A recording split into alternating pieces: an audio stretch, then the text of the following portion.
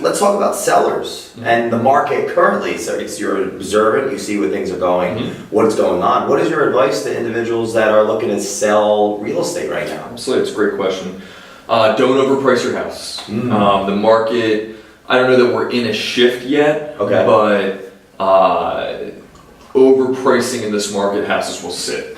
Trying to think you can get the absolute max. Look at the numbers, look at what things are selling for, understand the condition and quality of your house and location. And do you feel that mindset coming from sellers the last 2 years is that they believe that Philly's kind of blowing up and people need their home? Well, it did blow up. Cultural. So it is definitely it did.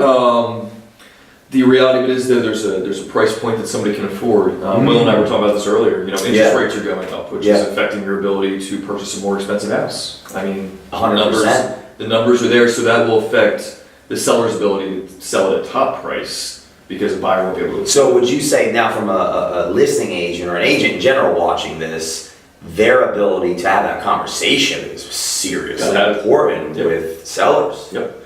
How have you been combating that?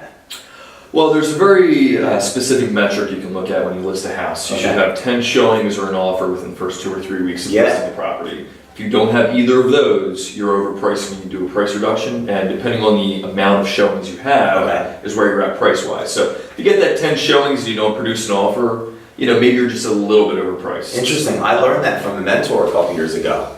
Yeah, sure. I'm excited. It's nice to hear that again because it works. Yep. So what about buyers right now then? If the sellers are in a position where they have to really be, because the interest rate's taken into account, even though we are in a growing market, sellers have to be aware of that. How does that affect buyers in the marketplace? Well, I think with buyers, it's very important that you don't overpay for a house. Now if you love the house and you don't want to lose that house. So you just don't want to get all your commission. So you're trying to be a good dude. Got to sell the house for what it's worth. I like that. Where does that come from? Good upbringing? I'm sure, good upbringing. I said it. So very simply, we had an economic housing crisis 10 years ago that people are starting to forget about, unfortunately.